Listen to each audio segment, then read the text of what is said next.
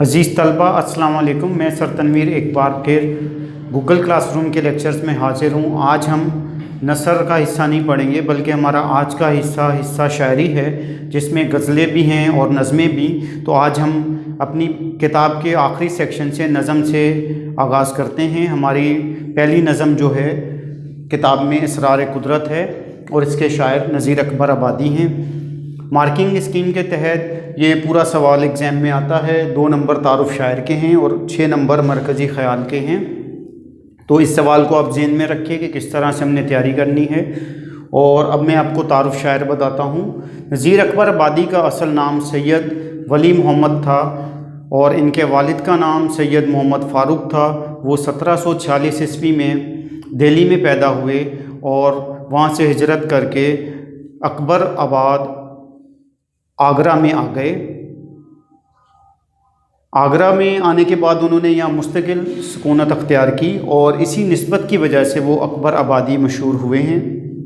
ان کی وجہ شہرت ان کی نظمیں ہیں۔ ان کی نظموں میں حقیقت کا عکس نظر آتا ہے اور اخلاق و نصیحت کا درس ملتا ہے، اور انہوں نے اپنی نظموں میں حقیقت کو پیش کیا اور انسانی مسائل کو موضوع بنایا ہے۔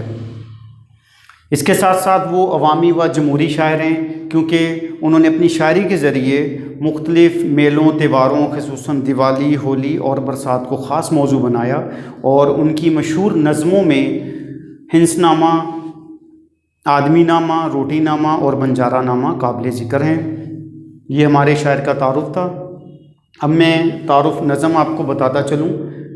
جیسا کہ اس کے نام سے ظاہر ہے اسرار قدرت، تو شاعر ہمیں یہ بتانا چاہتا ہے کہ انسانی عقل اس کائنات کے رازوں سے پردہ اٹھانے کے لیے ناکافی ہے۔ بڑے بڑے پنڈت، دانا، حکیم، فلاسفر آئے، اشیاء کائنات، آسمان، پہاڑ، زمین، سمندر پر انہوں نے غور و خوض کیا، مگر وہ اس کے رازوں کو پوری طرح نہیں جان سکے، کیونکہ جو ذات اس کائنات کی خالق ہے وہی بہتر جانتا ہے کہ اس کی ہر ایک شے میں، ہر ایک کام میں کیا کیا حکمتیں پوشیدہ ہیں۔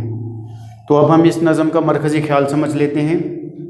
نذیر اکبر آبادی کی اس نظم اسرار قدرت کا مرکزی خیال اس حقیقت کی نشاندہی کرتا ہے کہ انسانی عقل قدرت کے رازوں، بھیدوں کو جاننے کے لیے بالکل ناقص ہے، اور اللہ تعالیٰ نے یہ کائنات اس لیے تخلیق کی ہے کہ انسان اپنے رب کریم کی نعمتوں کا ادراک کرے اور اس کے ذریعے اس کی معرفت کو حاصل کرے۔ قرآن حکیم میں جگہ جگہ اللہ تعالیٰ نے اشیاء کائنات خصوصاً زمین، پہاڑ، آسمان، سمندر اور دیگر مخلوقات کا ذکر کر کے تدبر اور غور و فکر کی دعوت دی ہے، مگر انسان جو ہے پوری طرح اس کی معرفت کو حاصل نہیں کر سکا۔ نذیر اکبر آبادی اس نظم میں یہی بتانے کی کوشش کر رہے ہیں کہ کئی پنڈت، دانا، حکیم، فلاسفر آئے اور انہوں نے اشیاء کائنات پر غور و خوض کیا، مگر اس کے رازوں سے پوری طرح پردہ نہ اٹھا سکے۔ گویا وہ ذات جس نے اس کائنات کو تخلیق کیا ہے، فہم و عقل انسانی سے بہت آگے ہے، اور اس کے حکمتوں کو جاننا ہمارے لیے ناممکن ہے۔ وہی اپنی حکمتوں کو بہتر جانتا ہے۔ آخر میں اس مرکزی خیال کی کلوزنگ پر ایک نظیر کا ہی شعر پڑھوں گا۔ پڑے بھٹکتے ہیں لاکھوں پنڈت، کروڑوں لاکھوں دانا، کروڑوں پنڈت، ہزاروں سے آنے، جو خوب دیکھا تو یار آخر خدا کی باتیں خدا ہی جانے۔ تو اب ہم اس لیکچر کو کلوز کرتے ہیں۔ اس کے بعد اگلے لیکچر میں آپ ہماری جو دوسری نظم ہے ہم اس کو تعارف شاعر اور مرکزی خیال کو پڑھیں گے۔ اپنا خیال رکھیے گا۔ اللہ حافظ۔